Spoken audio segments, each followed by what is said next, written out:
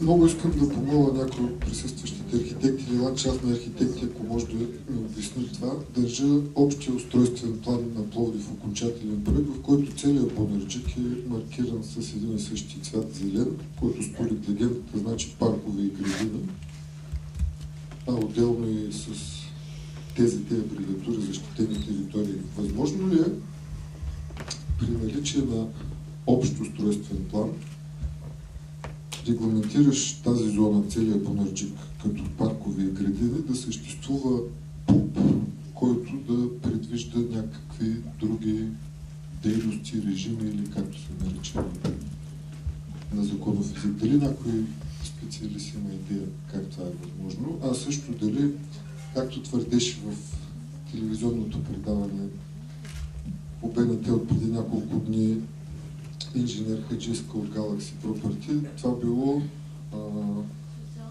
социална инфраструктура. Да, аз тук в легендата виждам отделно изнесено означение за социална инфраструктура, но не виждам това да фигурира някъде на територията на парка. Значи, просто ако някой може да обясни дали това би могло да бъде обект на социалната инфраструктура и как е възможно при общ устройствен план, който казва зелена територия, да има каквото и да е строителство. И също, затова обърнаха внимание с телевизионното предаване, обекти, попадащи в зелени площи, някой цитира ЗУТ тогава, би трябвало да бъдат отчуждавани. Някой също може ли да внесе малко повече яснота? Аз мога да кажа две думи, ще подам на колегите. Значи, частни обекти, които попадат в такива паркове, по закон, това промяната, мисля, че 2004 година беше въведена, те подлежат на отчуждаване.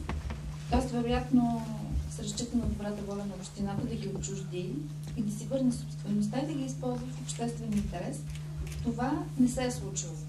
Още по-интересното е, че в 1995 година имаме продажба на имот или на сграда, тъй като общината не само не ни предостави документите в законния срок, а поиска ни се поне от 3 места, но тя самоволно се удължи, там има вратичка в закона, с още 14 дни срока за отговор.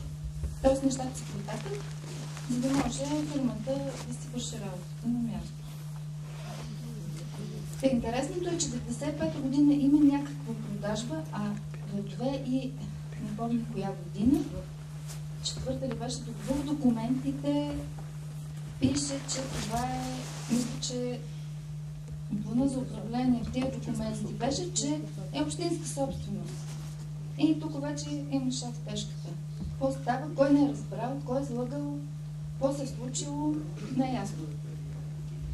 А освен това, определено имам закононарушение направено тук с някакъв ПУП, който още не сме видели, че е променено предназначението на сградата от ресторант Бонарджик в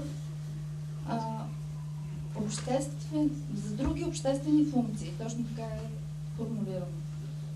Което не е редно. Давам микрофон на колегите, който иска да говори.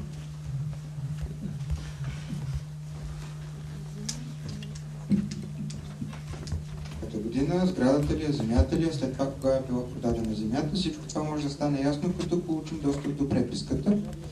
До тогава може само да гадаем. Колкото до общия устройствен план, той е предвиден на тази зелена, със съответния режим, тази територия за обществена зеленина. И член 32 на наредба 7 изрично казва в такива площи какво може да се построи и какви обекти могат да с каква функция съответно да бъдат изградени там. Няма частни клубове. Член 32 от наредба 7. Тя е подзаконов документ на ЗУТ.